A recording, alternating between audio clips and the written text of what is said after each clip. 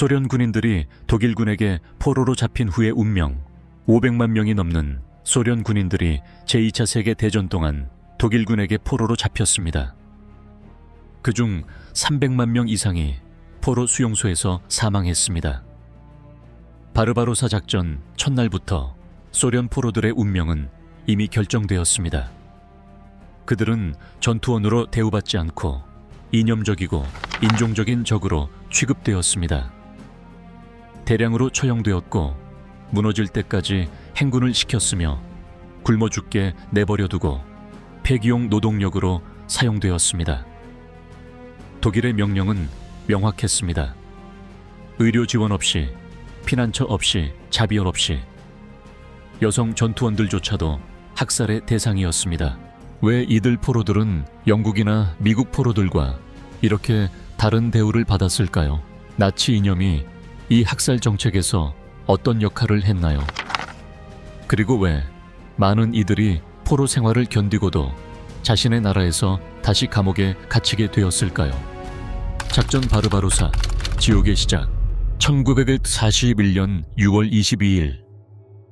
이른 아침은 현대사에서 가장 파괴적인 군사작전의 시작을 알렸습니다. 바르바로사 작전을 통해 수천 대의 탱크, 항공기, 포병대의 지원을 받은 300만 명의 독일군이 2,009km에 달하는 전선을 따라 소련 국경을 넘었습니다. 사상 최대 규모의 지상 침공은 선전포고나 외교적 경고 없이 시작되었으며 불신에 사로잡힌 소련 지도부에 갑작스럽고 파괴적인 충격을 안겨주었습니다. 여름 아침은 7,000문의 포병이 동시에 발사하는 천둥 소리에 산산이 조각났다. 독일의 슈투카가 국경을 넘어왔고 판처부대는 낫으로 밀을 베듯이 소련군의 방어선을 돌파했습니다. 공격의 규모는 전례가 없었습니다. 150개 사단이 3개의 거대한 군대 집단에 걸쳐 북쪽으로는 레닌그라드, 중부로는 모스크바, 남쪽으로는 우크라이나의 비옥한 평야를 향해 진격했습니다. 크렘린에서 스탈린은 침공에 대한 초기 보고를 믿으려 하지 않았습니다. 그는 2년도 채 되지 않아 몰로토프-리벤트로프 조약에 서명했으며 여러 정보기관의 경고를 영국의 도발이라며 일축했습니다. 이러한 정치적 마비는 군 지도부까지 확대되어 독일군이 소련 영토 깊숙이 진격하는 동안 최전선 부대는 중요한 시간 동안 명확한 명령을 받지 못했습니다. 베를린에서의 침공은 단순한 군사작전이 아니라 이념적 십자군 전쟁으로 계획되었습니다. 히틀러와 나치 지도부에 있어서 이는 볼셰비즘과 그들이 인종적으로 열등하다고 여긴 슬라브족을 상대로 한 베르니히퉁스크리크, 베르닉퉁스크리크 말살 전쟁이었습니다. 히틀러는 1941년 3월 고위 장군들과의 회의에서 자신의 의도를 분명히 밝히며 이렇게 선언했습니다. 이것은 전멸 전쟁입니다. 우리는 병사들 사이에 연대라는 개념을 잊어야 합니다. 이것은 이념과 인종적 차이의 전쟁입니다. 이러한 근본적인 이념적 틀은 독일군의 손에 들어간 수백만 명의 소련 군인들의 운명을 결정지었습니다. 동부전선은 군사작전의 현장일 뿐만 아니라 체계적인 잔혹 행위를 통해 나치의 인종교리를 시행하는 실험실이 되었습니다. 몇 주 만에 독일의 정격전으로 소련군의 방어선이 무너졌습니다. 독일 국방군의 집계 공격 작전은 민스크, 스몰렌스크, 그리고 나중에는 키이우의 거대한 도가니 속에서 소련군 전체를 포위했습니다. 전차 부대는 소련 영토로 수백 킬로미터 진격하며 혼란을 야기했습니다. 민스크 포위 작전으로만 29만 명의 소련군이 포로로 잡혔고 스몰렌스크와 벼지마에서 있었던 비슷한 작전으로 수십만 명이 더 포로로 잡혔습니다. 1941년 9월까지 독일군은 150만 명이 넘는 적군 병사를 포로로 잡았는데 이는 군사 역사상 전례 없는 숫자였다. 중부집단군 사령관 페도르 폰 보크 야전 원수의 무전 메시지는 이러한 초기 승리의 규모를 잘 보여줍니다. 민스크 전투는 끝났습니다. 예비 추산에 따르면 우리는 포로 30만 명, 전차 2,500대, 야포 1,500문을 노획했습니다. 이런 숫자는 전통적인 군사 용어로는 거의 이해할 수 없는 수준이었습니다. 이제 독일군의 손에 들어간 인류의 엄청난 수는 이전의 갈등보다 더 큰 병참상의 어려움을 안겨주었습니다. 그러나 수감자들의 대량 체포는 작전의 성공으로 인한 예상치 못한 결과가 아니었습니다. 독일 군사 계획자들은 많은 수의 소련군 포로를 잡을 것으로 예상했습니다. 그들은 의도적으로 이 포로들을 국제협약에 따라 어떻게 대우할지 계획하지 못했습니다. 이는 실수가 아니라 나치의 인종 이념에서 비롯된 계산된 결정이었습니다. 육군 참모총장 프란츠 할더 장군은 그의 전쟁 일기에 이렇게 적었습니다. 군대는 포로들에게 먹을 것을 제공할 방법을 스스로 찾아야 합니다. 그들을 후방으로 데려가는 것은 현실적이지 않습니다. 이러한 무심한 지시로 인해 수십만 명이 기아에 시달리게 되었습니다. 수감자에 대한 치료를 자원이나 인도적인 처우에 대한 지침이 없는 최전선 부대에 위임함으로써 고위 사령부는 재앙적인 결과를 초래했습니다. 침공이 시작되기 몇 주 전, 독일 최고 사령부는 러시아에서의 군대 행동 지침을 발표했는데 이는 전례 없는 잔혹 행위를 승인하는 내용이었습니다. 이 지침은 이 전쟁이 전통적인 군사 윤리가 아닌 이념적 명령에 따라 지배될 것이라는 것을 확립했습니다. 소련 군인들은 전통적인 전쟁 포로로 취급되지 않고 위험한 정치적 적대자이자 인종적으로 열등한 존재로 취급되었습니다. 1941년 5월 19일 발표된 러시아 주둔군 행동지침이라는 제목의 지침에는 다음과 같이 명시되어 있습니다. 볼셰비즘은 국가사회주의 독일 인민의 불운한 적입니다. 이 투쟁은 볼셰비키 선동가, 게릴라, 파괴 공작권, 유대인에 대한 무자비하고 강력한 행동과 모든 적극적, 수동적 저항에 완전한 근절을 요구합니다. 이러한 지시에 따라 전쟁 포로에게 전통적으로 부여되었던 법적 보호는 첫 총성이 울리기도 전에 체계적으로 해체되었습니다. 독일 국방군 병참부는 수백만 명에 달할 것으로 예상되는 소련 포로들을 수용하고 먹이고 이송하기 위한 조치를 사실상 전혀 취하지 않았습니다. 물류 담당자들이 이러한 준비 부족에 대해 우려를 제기했을 때 그들은 그런 고려는 불필요하다는 답변을 들었습니다. 독일군 최고 사령부 사령관인 빌헬름 카이텔 야전 사령관은 이러한 우려를 일축하며 러시아 군인은 서방 전쟁 포로와 동일한 수준의 대우를 필요로 하지 않는다고 말했습니다. 1941년 9월 식량 배분에 관한 지침에서 카이텔은 이러한 위계를 명확히 밝혔습니다. 러시아 수용소에서 일하지 않는 수감자들은 일하는 수감자들보다 적은 식량을 받아야 합니다. 총통께서는 점령지의 식량 공급이 주민들의 최소한의 필요만을 충족시켜야 한다고 명령하셨습니다. 이 정책의 결과는 아무리 가혹하더라도 받아들여야 합니다.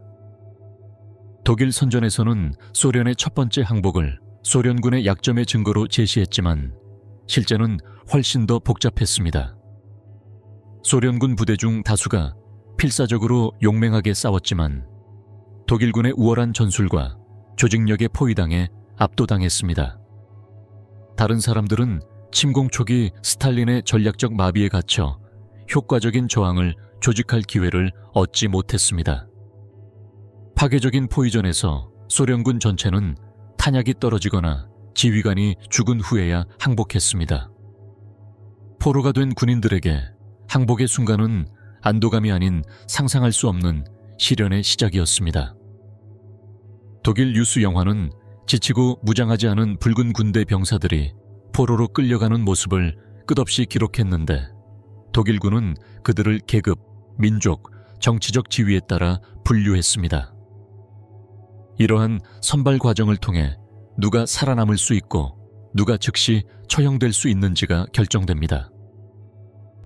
살인을 위한 명령. 나치 군대가 어떻게 제노사이드를 합법화했는가? 소련 침공 전 몇 주 동안 독일 최고 사령부는 전쟁법을 중단하고 모든 군사적 윤리를 위반하는 행동을 허용하는 지침을 발표했습니다. 이후 범죄 명령으로 알려지게 된 이들 중 가장 악명 높은 것은 1941년 6월 6일 바르바로사 작전이 시작되기 2주 전에 발행된 코미사르 명령, 코미사르 베펠이었습니다. 이 명령은 독일 최고 사령관인 윌헬름 카이텔 원수에 의해 서명되고 히틀러의 직접 승인을 받았습니다. 이 명령은 다음과 같이 규정했습니다. 이 전쟁에서 이들에 대한 자비와 국제법에 대한 존중은 실수입니다. 정치적 코미사르들은 야만적이고 아시아적인 전투 방법의 주동자들입니다. 그러므로 그들이 전투나 저항 중에 포로로 잡힐 경우 즉시 총으로 처형해야 합니다. 이 특별한 문서는 특정한 적군 군사 인력, 즉 전쟁 포로로서 국제법적으로 보호받아야 할 대상의 처형을 명시적으로 지시했습니다. 이는 전쟁 포로에게 부여된 보호를 보장하는 헤이그 협약과 제네바 협약을 심각하게 위반한 것입니다. 이 처형을 명령함으로써 독일 지도부는 소련과의 전쟁을 단순한 군사적 충돌이 아닌 이념적 절멸 전쟁으로 변질시켰습니다. 코미사르 명령은 즉시 그리고 체계적으로 이행되었습니다. 독일군은 동부 전선의 전투에서 정치적 지휘관들을 다른 포로들과 분리하고 그들을 처형하기 시작했습니다. 1941년 10월까지 구데리안의 제2기갑군은 혼자서 100개 3명의 처형했다고 보고했습니다. 문서에 따르면 동부 전선에서의 독일군 전체 사단의 약 80%가 이 처형에 참여했다고 합니다. 코미사르 명령은 더 큰 학살로 이어졌습니다. 1941년 7월 하인리히 하이드리히는 독일군과 협력하여 처형 범위를 확장할 수 있도록 했습니다. 그의 지시에 아인사츠그루펜 특수작전부대은 전쟁포로 수용소에 접근하여 원하지 않는 인물을 식별하고 제거했습니다. 이 범죄에는 코미사르들만이 아니라 유대인, 지식인, 광신적 공산주의자들과 임의로 정의된 다른 적들이 포함되었습니다. 이 선택은 섬뜩한 효율성으로 이루어졌습니다. 3명 또는 4명의 SS 장교들이 포로를 짧은 시간 동안 종종 몇 분 만에 신문한 후 그들의 운명을 결정했습니다. 위험한 것으로 간주된 이들은 가까운 숲으로 끌려가 자신들의 무덤을 파괴하고 처형되었습니다. 그리고리 라디크라는 한 정치장교의 경우를 보면 이 과정이 어떻게 진행되었는지 알 수 있습니다. 그는 스타락 398에서 확인된 후 10분도 되지 않아 신문을 받았습니다. 그 신문 기록에는 그가 코미사르임을 고백한 3문장만이 적혀 있었습니다. 다음 날 그는 그로스로즌 수용소에서 총살당했습니다. 1941년 8월까지 처형의 규모는 급격하게 확장되었습니다. 독일군은 아인사츠 코만도들이 제한 없이 전쟁포로 수용소에 접근할 수 있도록 허용했습니다. 한 수용소, 즉 동부 웨스트팔리아에 위치한 스타락 3위 류스 센내에서는 4,556명의 포로들이 이 부대에 넘겨져 강제 수용소로 보내졌습니다. 그들 중 대부분은 처형되었고 적어도 1,000명이 1942년 8월까지 살해되었습니다. 이 범죄 명령의 이행은 SS만이 아닌 독일군의 다른 부분에도 확장되었습니다. 정규 독일군 장교들은 종종 처형 범위를 확대하는 자신의 명령을 내리기도 했습니다. 1941년 6월 말 사군을 지휘하는 폰 클룩의 원수는 유니폼을 입은 여성들은 처형되어야 한다고 명령했습니다. 725사단의 에른스트 해머 장군은 유니폼을 입은 러시아 여성들은 원칙적으로 즉시 처형해야 한다고 지시했습니다. 이러한 명령은 소련 여성 군인들에 대한 깊은 이념적 경멸을 반영하며 독일 장교들이 이들을 적절한 성 역할을 벗어난 존재로 여겼음을 보여줍니다. 이 처형에 참여한 군인들은 점차적으로 무감각해지는 과정을 묘사했습니다. 3.1사단의 한 보병 대위는 그의 일기에서 이렇게 적었습니다. 이들이 죽는 것을 보면서 이제는 아무것도 느끼지 않는다. 비가 땅에 떨어지는 것을 보는 것처럼 느껴진다. 어느새 익숙해졌다. 대량 학살에 대한 이러한 심리적 적응은 전멸전쟁이 독일 군대 내에서 기본적인 인간 윤리를 얼마나 빠르게 부패시켰는지를 보여줍니다. 이러한 잔혹 행위들에 대한 법적 외피는 종종 소련이 제네바 협약을 비준하지 않았다는 이유로 정당화되었습니다. 그러나 이 주장은 독일이 이미 제네바 협약을 서명했으며 소련의 법적 지위와 관계없이 협약의 조항을 준수해야 했다는 사실을 무시한 것입니다. 또한 1941년 7월 소련 정부가 독일이 제네바 협약을 준수할 경우 포로를 같은 기준으로 대우하겠다고 제안했을 때 히틀러는 개인적으로 이 제안을 거부했습니다. 이 범죄 명령은 군사적 잔혹성을 넘어서는 의미를 가졌습니다. 그것은 이념적 절멸 전쟁을 위한 법적 틀을 제공했으며 독일 최고 군사 지도부에서부터 수천 명의 장교와 군인들에 의해 동부 전선 전역에서 실행되었습니다. 죽음의 행진, 망각으로 가는 길. 초기 포로가 된 소련 군인들이 살아남은 후 즉시 새로운 시련이 시작되었습니다. 수백만 명의 생명을 앗아간 여행. 전선에서 포로들이 설정된 수용소로 이동하는 과정은 동부 전선에서 죽음의 행진으로 알려졌습니다. 이는 인간을 깡마른 해골처럼 만들며 점진적으로 고갈시키는 과정이었습니다. 이 행진들은 물류적 도전에 대한 즉흥적인 답이 아니라 독일 총참모부에서 설계된 시스템의 일환이었습니다. 독일군의 군수총장 에두아르트 바그너는 이러한 강제 행진을 자연 선택의 도구, 강한 자는 도달하고 약한 자는 도중에 죽는다라고 묘사했습니다. 이 다윈적 접근은 나치의 관점, 즉 소련 포로들은 보호받아야 할 전투원이 아니라 버릴 수 있는 자원에 불과하다는 시각을 반영한 것입니다. 1941년 7월에 독일 정보평가에서는 이 계산을 명확하게 드러냈습니다. 소련 포로들을 철도로 수송하는 것은 비효율적인 자원 배분이다. 수집 지점으로 향하는 행진 열차는 길고 먼 거리를 가면서 자연스럽게 가장 약한 자들이 고갈되어 이후 숙소와 음식에 필요한 자원 요구를 감소시킨다. 이 냉정한 문서의 문구는 피로로 인한 죽음을 고의적으로 유도하는 정책을 감추고 있었습니다. 전형적인 행진은 500명에서 2000명까지의 행렬로 시작되었습니다. 그들은 하루에 20에서 40km를 걷고 종종 몇 주 동안 거의 음식 없이 이동했습니다. 독일군 경비병들은 뒤처지거나 도망가려는 사람에게 총을 쏠 지침을 받았습니다. 제12보병사단의 한 명령에서는 경비병들이 뒤처지는 자들을 자극하기 위해 개를 사용할 수 있다고 허가했고 많은 부대들이 성공적으로 도망친 한 명에 포로마다 10명을 처형하는 정책을 시행했습니다. 이 피폐한 남자들을 위한 식량은 거의 준비되지 않았습니다. 대부분의 경우 포로들은 몇 날 며칠 동안 단 한 조각의 빵만 받았습니다. 물은 도로 옆에 웅덩이나 개천에서 나왔습니다.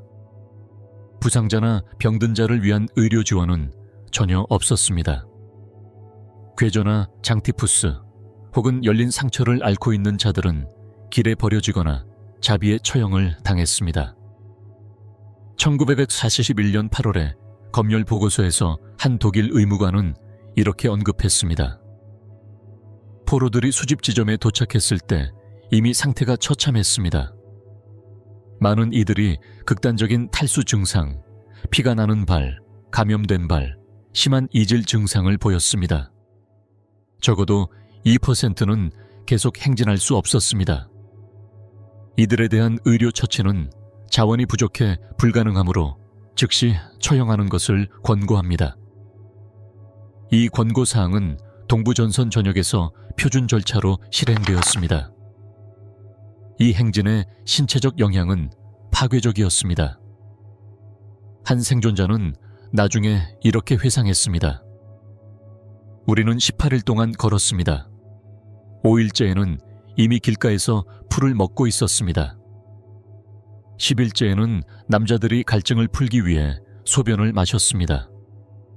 매일 아침 밤새 죽은 자들이 묻히지 않은 채로 남았습니다. 너무 약한 사람들은 계속 걷지 못해 총살당했습니다. 3번의 전투를 살아남았던 내 지휘관은 물 한 잔이 부족해 죽었습니다. 이 여행의 심리적 차원도 마찬가지로 파괴적이었습니다. 포로들은 그들의 목적지나 운명에 대해 전혀 알지 못했습니다. 많은 사람들은 그들이 처형장으로 가고 있다고 믿었습니다. 이 불확실성은 신체적 고통과 정신적 고통을 결합했습니다. 스몰렌스크에서 생존한 한 포로는 그의 심리 상태를 이렇게 묘사했습니다. 우리는 혼미하게 마치 잠든 듯 걸었습니다. 처음 몇 일 후에 남자들은 말을 하지 않았습니다. 침묵은 누군가가 쓰러질 때 총소리로만 깨졌습니다. 우리는 다음 걸음, 다음 시간을, 아마도 절대로 오지 않을 그 다음 식사를 생각하며 동물처럼 되었죠. 이 포로들에게 도움을 주려는 지역 주민들은 가혹한 처벌을 받았습니다. 폴레시아에서는 5명의 여성이 포로들에게 음식을 주었다는 이유로 자녀들 앞에서 총살당했습니다. 다른 마을에서는 독일군이 집단 보복을 명령했습니다. 마을 전체가 불태워지고 주민들은 추방되거나 단순한 동정 행위로 처형되었습니다. 1941년 가을, 러시아 겨울이 다가오자 독일군은 일부 포로들에 대해 기차를 이용하기 시작했습니다. 그러나 이 기차들은 아무런 구호도 제공하지 않았습니다. 포로들은 난방이 없는 수송 열차에 가득 실려 물과 음식은 물론 위생시설도 없는 상태로 이동했습니다. 기온이 영하로 떨어지자 이 기차들은 이동식 죽음의 방이 되었습니다. 제16기계 화사단의 보고서에 따르면 스몰렌스크에서 아우슈비츠로 보내진 2,000명의 포로 중 1,300명이 추위, 탈수, 과밀로 사망했다고 합니다. 이 수송에서의 상황은 브레스트 리토프스크에서 활동하던 독일 철도 노동자의 증언에 의해 생생하게 기록되었습니다. 문이 열리면 얼어붙은 시체들이 통나무처럼 떨어졌습니다. 살아있는 사람들은 종종 배설물에 뒤덮여 거의 움직이지 못했습니다. 일부는 여행 중에 식인을 했습니다. 경비병들은 악취 때문에 마스크를 썼습니다. 죽은 자들은 묘지 작업대원이 공동묘지를 파기 전까지 선로 옆에 장작처럼 쌓였습니다. 수용소에 도착하자 악몽은 계속되어 이었습니다.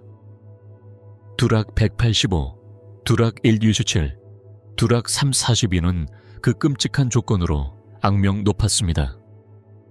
두락 127에서는 증인들이 나중에 말하길 시체의 악취가 몇 킬로미터 떨어진 곳에서도 느껴졌다고 했습니다. 철조망 옆에 시체산이 있었고 아무도 그것을 묻지 않았습니다. 그것들은 장작처럼 쌓였습니다. 라고 한 생존자는 기억했습니다. 수용소의 지휘관은 어려운 조건 속에서도 질서를 유지했다는 이유로 칭찬을 받았습니다. 두락 34비에서는 조건이 너무 비인간적이어서 포로들이 그들의 고통을 끝내기 위해 처형을 요청하는 공식 청원서를 작성했습니다. 그들의 식량은 3일에 100g의 빵에 불과했습니다. 유일한 피난처는 눈 속에서 열린 들판이었습니다. 이는 비정상적인 상황이 아니라 수용소의 전형적인 조건이었습니다. 공포의 수용소, 눈과 굶주림이 법이 된 곳. 1941년 말 겨울이 시작되면서 독일의 소련 포로 수용소 시스템은 세 가지 유형의 시설로 구성되었습니다. 듀락, 듀락스 이동 수용소, 스탈락, 에스탈락스 병사 및 하급 장교를 위한 영구 수용소, 오플락, 오플락스 고위 장교를 위한 수용소. 한 독일군의 포로는 이 세 가지 수용소는 종종 울타리로 둘러싸인 열린 공간에 불과했다고 말했습니다. 이 거친 설명은 수백만 명의 포로들에게는 현실이었습니다. 서방 연합국의 전쟁 포로들이 적당한 막사에서 수용되었던 것과 달리 대부분의 소련 포로들은 첫 몇 달을 야외에서 지내거나 자신들이 만든 원시적인 대피소에서 지냈습니다. 점령된 벨로루시에서 가장 큰 수용소 중 하나인 스타락 삼보슈이에서는 포로들이 지하 대피소를 파고 지냈으나 비가 내리면 그 대피소가 무너져 살아있는 채로 매몰되는 일이 자주 일어났습니다. 막사에 들어갈 수 있었던 포로들은 위험하게 과밀한 상황에서 3명 또는 4명이 좁은 침대를 함께 썼습니다. 이러한 수용소의 주거 문제는 포로들의 수 때문만이 아니라 의도적인 정책의 결과였습니다. 1941년 10월 독일 군 총참모부의 행정지침에서는 소련 전쟁 포로를 위한 겨울철 대피소 건설은 자원 배분에서 우선사항이 아니다고 명시했습니다.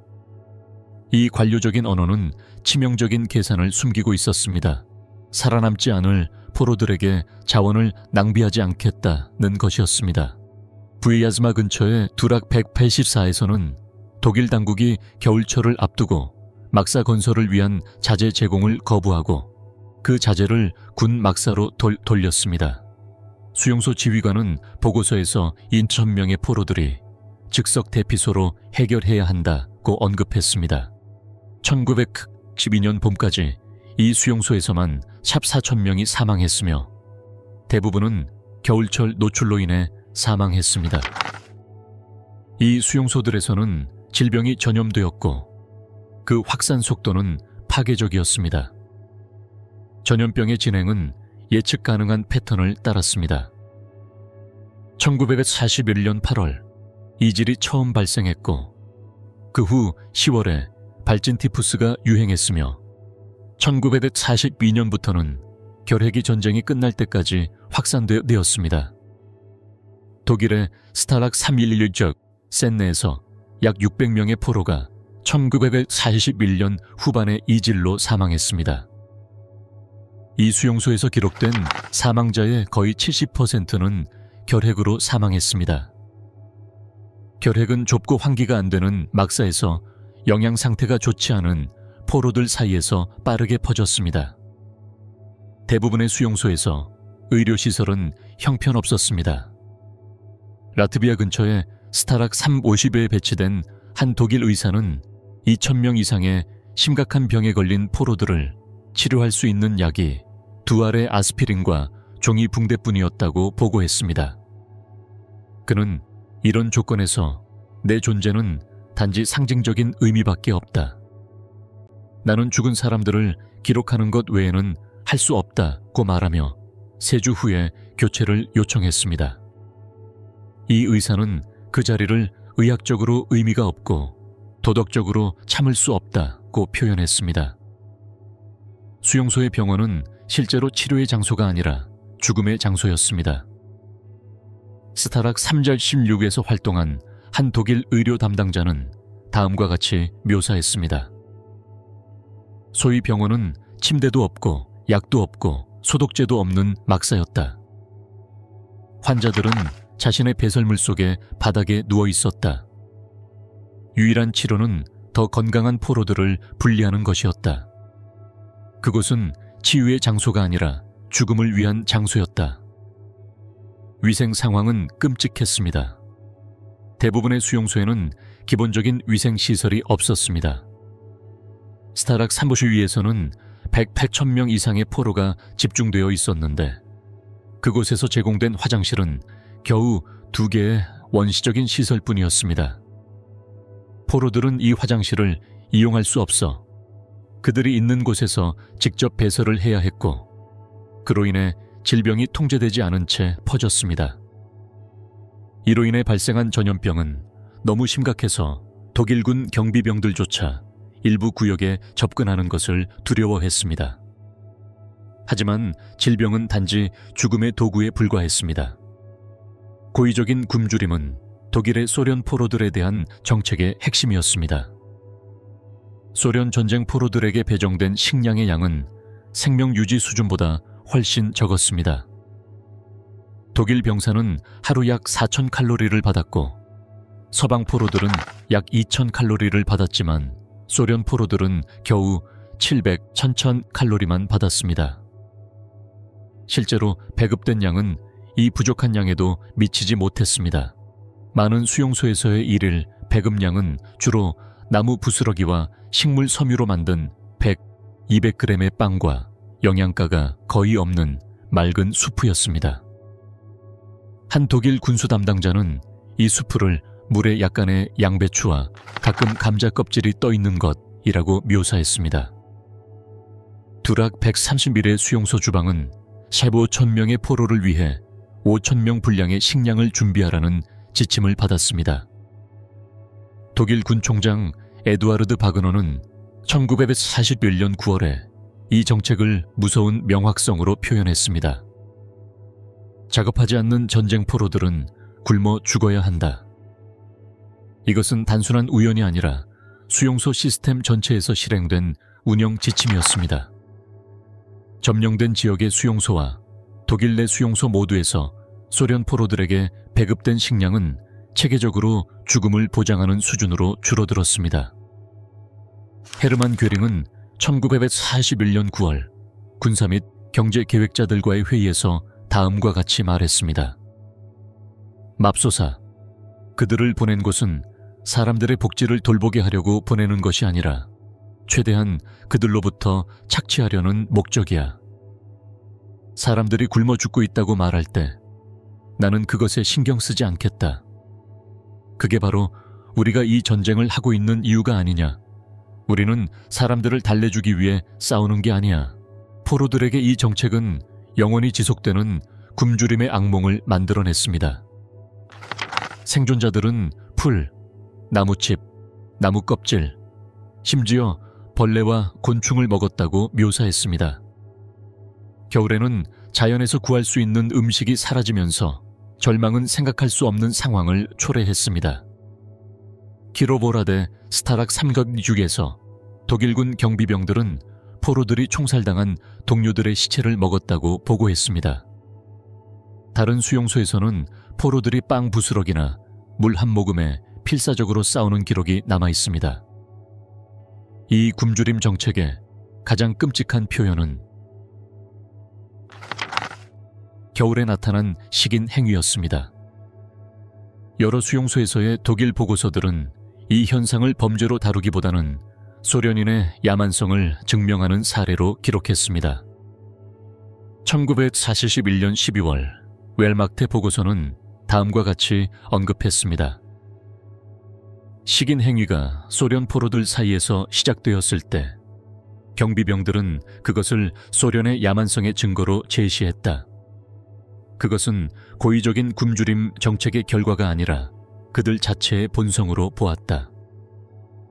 독일 당국은 식인 행위를 예방하려고 했지만 취해진 조치는 원인보다는 증상에 대한 대응이었습니다.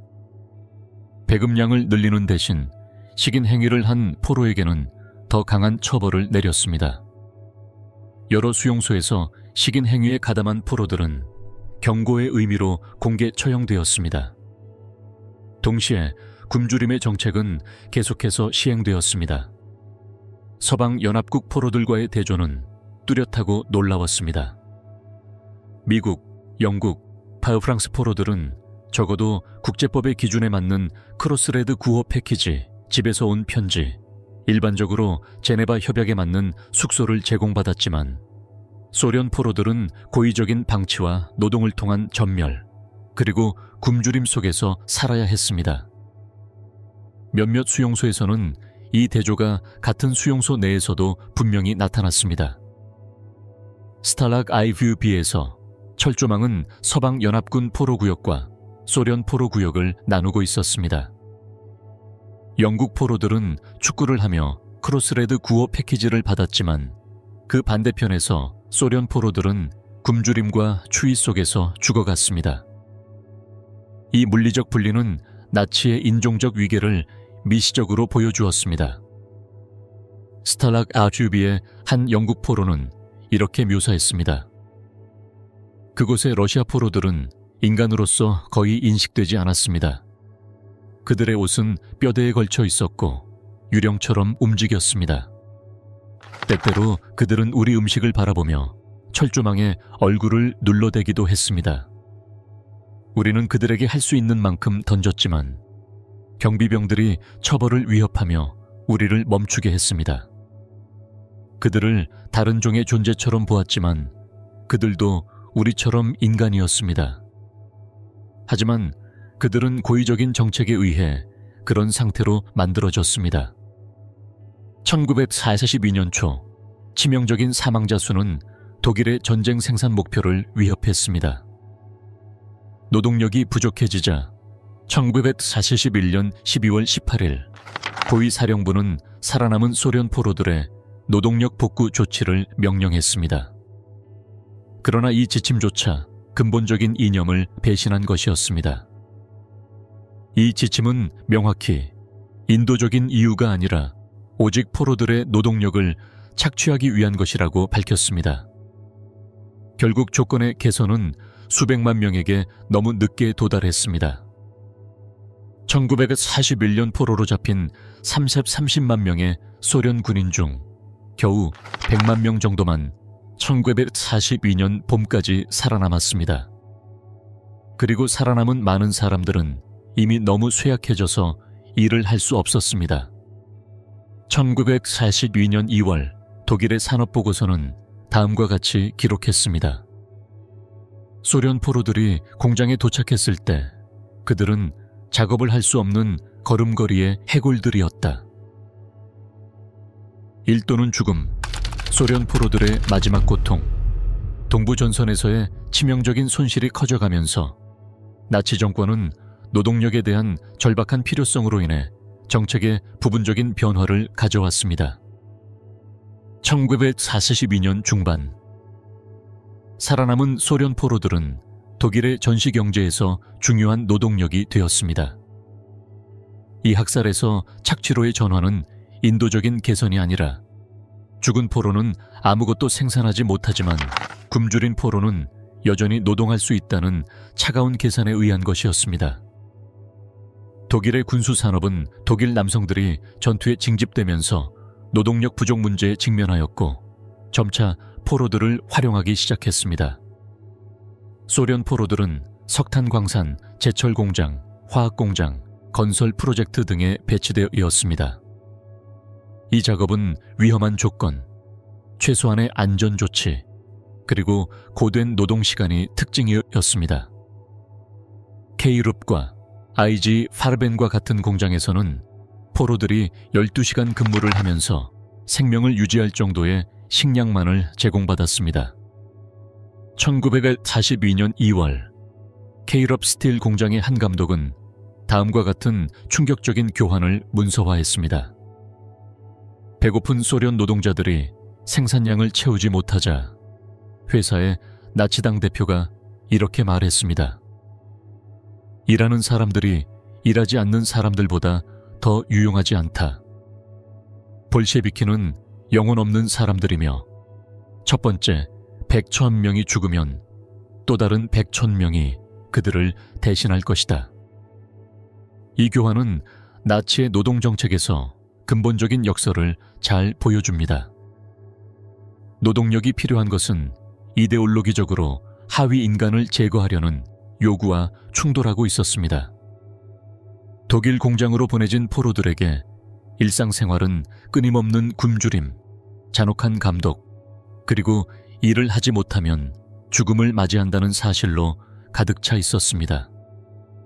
독일의 민간인들은 이 해골 같은 사람들이 공장으로 향하는 모습을 보며 그들을 죽은 사람들처럼 걷는 자들이라고 묘사했습니다. 1943년 한 독일 공장 노동자의 일기에는 이렇게 적혀 있었습니다. 우리 공장에서 일하는 러시아인들은 더 이상 인간처럼 보이지 않습니다.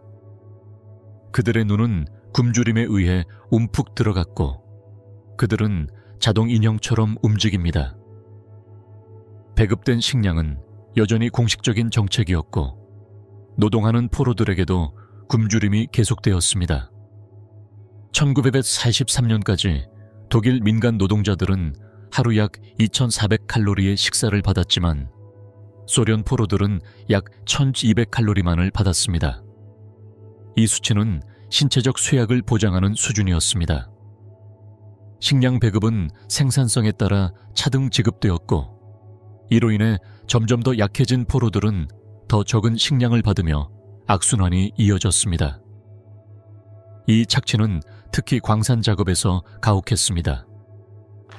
루레오의 위튼 석탄 광산에서 소련 포로들은 6개월 동안 82%의 사망률을 기록하며 일했습니다.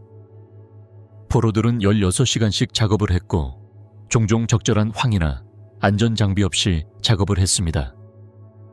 탈진하거나 탄광가스로 쓰러진 이들은 작업을 재개하거나 죽을 때까지 구타당했습니다. 독일군이 소련 여성 병사를 대면했을 때 이는 깊은 이념적 도전이었습니다. 나치의 성별 이념은 여성을 분명히 가정적인 역할에 놓고 여성 전투원은 적절한 질서의 일탈로 보았습니다. 이 개념적 틀은 붙잡힌 소련 여성들에게 특별한 잔혹성을 불러왔습니다. 침공 며칠 후 폰 클룩의 원수는 유니폼을 입은 여성들은 총살해야 한다고 명령했습니다. 이러한 명령은 동부 전선 전역으로 퍼졌습니다. 제75 보병사단의 에른스트 해머 장군은 유니폼을 입은 러시아 여성들은 원칙적으로 즉시 처형해야 한다고 지시했습니다. 이러한 정책은 군사적 계산뿐만 아니라 소련에서 여성들이 무기를 든다는 것에 대한 깊은 이념적 혐오를 반영했습니다. 이 명령들을 피한 여성들은 특별한 고통을 겪었습니다. 남성 전쟁 포로들과 달리 여성 전투원들은 일반적인 포로 수용소로 보내지지 않았습니다. 대신 그들은 주로 여성 포로를 위한 수용소인 라번스부르크로 이송되었습니다. 라번스부르크에서 소련 여성 군인들은 석재 채석장과 무기 공장에서 끔찍한 노동을 강요당하며 성폭력, 의학실험, 더 이상 일을 할 수 없게 되면 처형을 당했습니다. 약 8,000명의 소련 여성 전쟁 포로들이 라번스부르크에서 수감되었으며 그곳에서의 사망률은 60%를 넘었습니다. 생존자들은 소련 여성들이 군사적, 성별적으로 나치 이념에 위협이 되는 존재로 여겨졌기 때문에 특별한 잔혹성을 경험했다고 말했습니다. 소련 여성 간호사들은 때때로 더 나은 대우를 받았는데 그들의 비전투 상태 덕분에 처형되지 않고 의료시설에서 일할 수 있었습니다. 성폭력은 많은 여성 포로들에게 수용소에서 시스템적으로 발생한 일이었습니다. 공식적으로 나치의 인종정책은 여성 슬라브와의 성적 접촉을 금지했지만 실제로 성폭행과 성적 학대는 광범위하게 이루어졌습니다. 소련 여성 포로들은 일부 수용소에서 설정된 매춘소에서 강제로 일하며 독일 군인들과 특권을 가진 포로들에게 성적인 서비스를 제공했습니다. 이 여성들은 너무 아프거나 다쳐서 더 이상 일을 할 수 없게 되면 처형되었습니다. 남성 및 여성 소련 포로들에게 노동 착취는 의학 실험을 통해 추가적인 공포를 낳았습니다. 특히 다하우, 부헨발트, 작센하우젠에서는 소련 포로들이 냉동 실험, 고산지대 실험, 감염병 실험의 시험 대상이 되었습니다. 이 실험들은 군사 연구의 명목 아래 진행되었으며 궁극적으로 인간을 실험용 샘플로 전락시킨 극단적인 착취의 형태였습니다. 1943년 말까지 특정 작업에 대한 포로 배치는 나치의 인종적 위계 질서를 점점 더 반영했습니다. 서방 전쟁 포로들은 주로 농업이나 경공업에 배치되었지만 소련 포로들은 광산업, 화학 제조업, 기타 위험한 산업에 집중적으로 배치되었으며 이들 중 대부분은 높은 사망률을 기록했습니다. 이러한 배치는 우연이 아니라 인종 이념을 통한 노동 배치의 실현이었습니다. 1945년 독일의 군사 상황이 악화되자 소련 포로들의 착취는 더욱 심화되었습니다. 연합군의 폭격이 독일의 산업을 방해하면서 포로들은 잔해를 치우고 폭발하지 않은 물체를 해체하는 작업에 배치되었으며 이 작업의 사망률은 90%에 달했습니다. 전쟁의 마지막 몇 달 동안 노동 착취는 도시들이 파괴되면서 포로들이 이를 치우는 일을 하도록 하며 전멸적인 상황과 결합되었습니다. 나치 정책의 근본적인 모순, 인종적 적을 제거하려는 이념적 명령과 그들의 노동을 필요로 하는 현실은 결코 해결되지 않았습니다. 대신 이는 포로들에게 최대한의 노동을 착취하면서 결국 그들을 죽음에 이르게 하는 시스템을 만들어냈습니다. 이는 실패한 실행이 아니라 경제적 착취와 제노사이드 이데올로기의 성공적인 융합을 의미했습니다. 배신당한 자유, 스탈린의 두 번째 지옥. 1945년까지 살아남은 소련 포로들에게 연합군의 해방은 독일의 억제에서 벗어나는 것을 의미했지만 고통은 끝나지 않았습니다. 미국, 영국, 소련군이 수용소와 포로 시설을 해방하면서 생존자들은 뼈만 남은 몸과 질병에 시달리며 수년간의 잔혹함에 정신적으로도 고통받고 있었습니다. 하지만 이 남녀들에게 악몽은 끝나지 않았습니다. 단지 그 형태가 바뀌었을 뿐입니다. 해방 순간은 종종 혼란스럽고 복잡했습니다. 한 영국 장교는 함부르크 근처의 작업 수용소에 도달했을 때의 장면을 이렇게 묘사했습니다. 그들은 천천히, 불확실하게 사람이라기보다는 유령처럼 나왔습니다. 일부는 거의 서 있을 수 없었고 다른 이들은 기어와 가까스로 우리에게 다가왔습니다. 그들은 걸어다니는 해골 같았고 너무 많은 것을 봐서 눈빛이 달라졌습니다. 우리가 음식을 제공했을 때 일부는 울었고 다른 이들은 의심을 품고 자신의 고통이 끝날 수 있다는 것을 이해하지 못한 채 바라보았습니다. 많은 해방된 포로들은 해방 후 며칠 또는 몇 주 이내에 사망했습니다. 그들의 몸은 너무 많은 기아와 질병으로 고통받아 아무리 치료를 받더라도 회복할 수 없었습니다. 연합군의 의료부대는 회복센터를 설치했지만 그들은 압도적인 도전 과제에 직면했습니다. 바이에른의 피난민 수용소에서 한 미국 의사는 다음과 같이 보고했습니다. 전 소련 포로들의 신체 상태는 의학적으로 설명할 수 없을 정도입니다. 극도의 영양실조를 넘어서 결핵, 발진 티푸스, 치료되지 않은 상처, 그리고 너무 심각한 정신적 외상으로 많은 사람들이 말을 할 수 없습니다. 해방 첫 주에 최소 10%가 사망합니다. 우리가 최선을 다해도요. 이 초기 기간을 견딘 사람들에게 새로운 시련이 다가왔습니다. 소련으로의 송환. 스탈린 정부는 1941년 8월 270호 명령을 통해 모든 소련 군인이 항복하면 조국을 배신한 자로 간주한다고 분명히 했습니다. 이 명령은 모든 해방된 포로들 위해 그림자처럼 드리워져 있었습니다. 270호 명령은 분명히 명시하고 있었습니다. 항복보다 죽음을 선택한 자들이 진정한 영웅이다. 항복한 자들은 조국을 배신한 자들이다. 이 명령은 항복한 군인들뿐만 아니라 그들의 가족에게도 가혹한 처벌을 내렸습니다. 항복한 군인의 아내들은 체포될 수 있었고 일반 병사들의 가족은 정부의 지원을 잃었습니다. 이 공식적인 비난은 소련 국가가 포로를 어떻게 다루는지에 대한 입장을 명확히 했습니다. 포로는 배신과 동일한 의미였습니다. 1945년 2월 얄타 회담에서 서방연합군은 자신들이 해방한 지역에서 발견된 모든 소련 시민을 개인의 의사와 관계없이 소련 당국에 송환하기로 합의했습니다. 이 협정은 소련 군대 지휘 하해 전시 포로와 민간인의 송환에 관한 협정이라는 제목으로 공식화되었고, 그 결과는 킬홀 작전, 오퍼레이션 킬하울으로 이어졌습니다. 이 작전에서 서방연합군은 약 200만 명의 소련 시민 포함하여 전소련 전쟁 포로들을 강제로 송환했습니다. 많은 사람들은 그들이 마주할 운명을 알고 필사적으로 저항했습니다. 강제 송환은 상상할 수 없는 절망의 장면을 만들어냈습니다.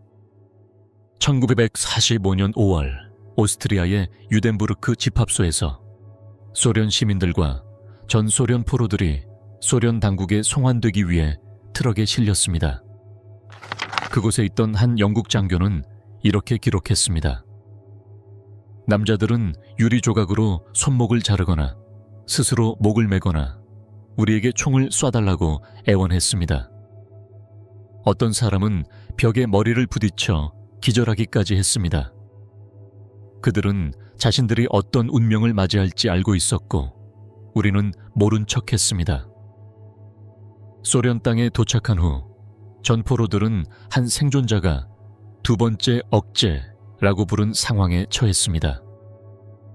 NKVD는 송환된 사람들을 필터링하기 위한 집중적인 신문을 실시하기 위해 필터링 수용소를 설치했습니다.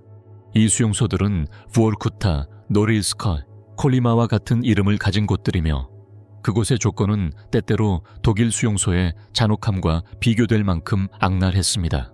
소련의 필터링 과정은 체계적이고 철저했습니다. 돌아온 포로들은 세 가지 수준의 선택을 거쳤습니다.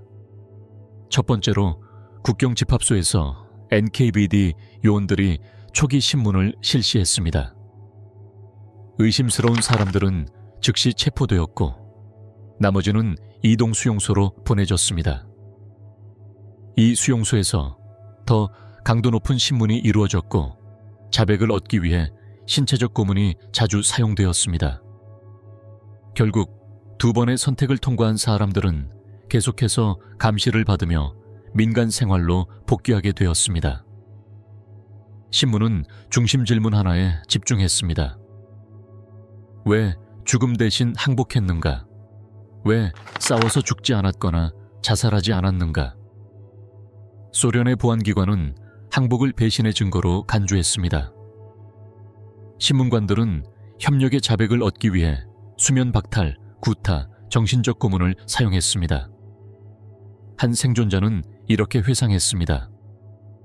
우리는 우리가 저지르지 않은 죄를 고백하라는 압박을 받았습니다. 우리가 피해자였다는 사실을 받아들일 수 없었습니다. 우리는 배신자가 아니었습니다. NKVD는 돌아온 포로들을 여러 카테고리로 분류했고 그들 각각의 운명이 결정되었습니다. 카테고리 A는 완전히 충성스러운 것으로 간주된 사람들, 주로 독일 수용소에서 탈출하거나 포로가 되기 전에 심하게 부상당한 사람들 또는 수용소 내에서 저항 활동을 한 사람들로 구성되었습니다. 카테고리 B는 협력의 가능성이 있는 사람들, 저항 활동의 기록이 없는 모든 사람들이 포함되었습니다. 카테고리 C는 독일과 협력한 것으로 기소된 사람들입니다. 이 필터링 과정에서 결정된 결과는 전 포로들의 운명을 결정했습니다. 약 58%는 민간 생활로 돌아갈 만큼 충성스러운 것으로 간주되었지만 여전히 감시를 받았고 취업, 주거지, 교육에서 차별을 받았습니다. 약 15%는 건설 노동을 위한 배틀론으로 배치되었으며 군사적 규율해서 무거운 노동을 했지만 공식적인 수감 생활은 없었습니다. 거의 20%는 반소련 활동이나 협력 혐의로 5년에서 25년 사이에 노동 캠프형 처벌을 받았습니다. 일부 고위 장교나 독일에 의해 조직된 부대에서 중요한 역할을 했던 사람들은 배신죄로 처형되었습니다. 이 시스템의 자의성은 1941년 브야즈마 근처에서 중상을 입고 독일군의 포로가 되었던 니콜라이 로마노프 대령의 사례로 잘 보여집니다. 그는 3년간 독일 포로 생활 중 번역자로 일하며 살아남았고 해방된 후 독일어를 알고 있다는 이유로 협력의 증거로 간주되어 15년형을 선고받았습니다. 그는 1948년 콜리마의 금광에서 사망했습니다. 구락을 피할 수 있었던 사람들은 여전히 사회적 낙인에 직면했습니다. 전쟁 포로들은 정치적으로 의심스러운 사람들로 분류되었고 보훈 혜택을 받을 수 없었으며 공산당에 가입할 수 없었고 고등교육을 받을 수도 없었습니다. 그들의 내부 여권에는 전포로임을 나타내는 암호가 기록되어 있어 사회에서 계속 차별을 받았습니다. 이 낙인은 그들의 가족에게도 영향을 미쳤습니다. 일부 배우자들은 자신의 경력이나 사회적 지위를 보호하기 위해 전포로와 이혼했고 전쟁 포로의 자녀들은 교육적 차별과 사회적 배척을 겪었습니다.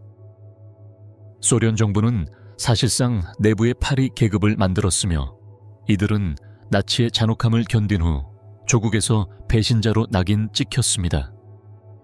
특히 잔인한 점은 전후와의 연결을 차단한 방식이었습니다. 소련은 제2차 세계대전의 영웅을 기념하기 위해 메달과 퍼레이드, 특권을 주었지만 전포로들은 이 기념적인 공동체에서 제외되었습니다. 레닌그라드에서 포로로 잡혔던 한 전포로는 씁쓸하게 말했습니다. 승리의 날 쿠르스크에서 싸운 내 형은 메달을 달고 축하를 받습니다. 나는 부첸왈드에서 살아남았지만 내 전쟁에 대해서는 아무것도 말할 수 없습니다. 마치 우리는 다른 전쟁을 한 것 같습니다. 그의 전쟁은 영광스러웠고 내 전쟁은 수치스러웠습니다. 이 두 번째 배신의 심리적 영향은 파괴적이었습니다. 많은 전포로들은 그들의 전쟁 경험에 대해 침묵을 지켰습니다. 1990년대에 수행된 설문조사에 따르면 전포로 중 80% 이상이 자녀나 손자들에게 자신들의 억제 경험을 이야기하지 않았다고 합니다. 이 강제된 침묵은 독일 수용소와 소련 필터링 시스템보다 더 오랫동안 지속된 심리적 감옥을 만들었습니다. 알렉산드르 솔제니치는 자신이 독일과 소련의 구락을 모두 경험한 후 이 비극을 구락군도에서 이렇게 묘사했습니다. 그들은 모든 확률을 거슬러 살아남았습니다. 기아, 구타, 독일군 아래에서의 강제 노동. 그들은 고통의 나날을 보내며 집을 꿈꾸었고 결국 그들은 조국으로 돌아왔습니다. 그들의 조국은 그들을 배신자라고 낙인 찍고 시베리아로 보냈습니다. 역사상 어느 나라가 자국의 자녀들에게 이렇게까지 배신했습니까? 스탈린의 사망 후 1953년 상황은 약간 개선되었지만 여전히 많은 전포로들은 완전한 인정과 보상을 받지 못했습니다.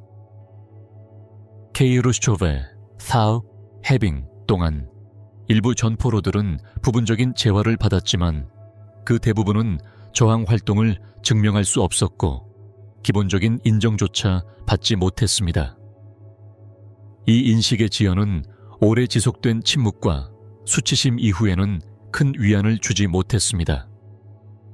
1991년 소련의 붕괴 이후에야 이 비극의 전모가 드러나기 시작했습니다. 자료 공개를 통해 나치의 소련 포로에 대한 잔혹함과 그 후 소련 정부가 생존자들을 어떻게 박해했는지의 규모가 밝혀졌습니다. 살아남은 소수의 생존자들에게 이 늦은 인식은 수십 년의 침묵과 수치심 후에도 큰 위로가 되지 않았습니다. 소련 포로들의 이중적인 박해, 먼저 나치 독일에 의해, 그 후에는 그들의 조국에 의해는 역사상 가장 깊은 배신 중 하나로 남았습니다. 전쟁 중 포로로 잡힌 570만 명 중 330만 명은 독일의 수용소에서 죽었습니다. 240만 명이 소련으로 송환되었으나 수십만 명은 감옥에 갇히거나 추방되거나 처형되었습니다. 거의 모든 생존자는 수십 년 동안 차별과 심리적 외상을 견디며 살아갔습니다. 이 비극적인 이야기는 이념적 요구가 인간성을 초월할 때 발생하는 인간적인 대가를 밝혀냅니다. 나치 독일과 소련은 이념의 순수성을 유지하기 위해 수백만 명의 생명을 희생시켰습니다. 첫 번째는 인종적 적에 대한 의도적인 절멸을 통해, 두 번째는 불가능한 희생 기준에 맞지 않는 자들에게 처벌을 가하면서, 이 두 전체주의 시스템 속에서 수많은 일반 병사들은 인간성을 부정당하고 그들의 고통은 인정받지 못하며 그들의 이야기는 세대 동안 침묵 속에 묻혀 있었습니다.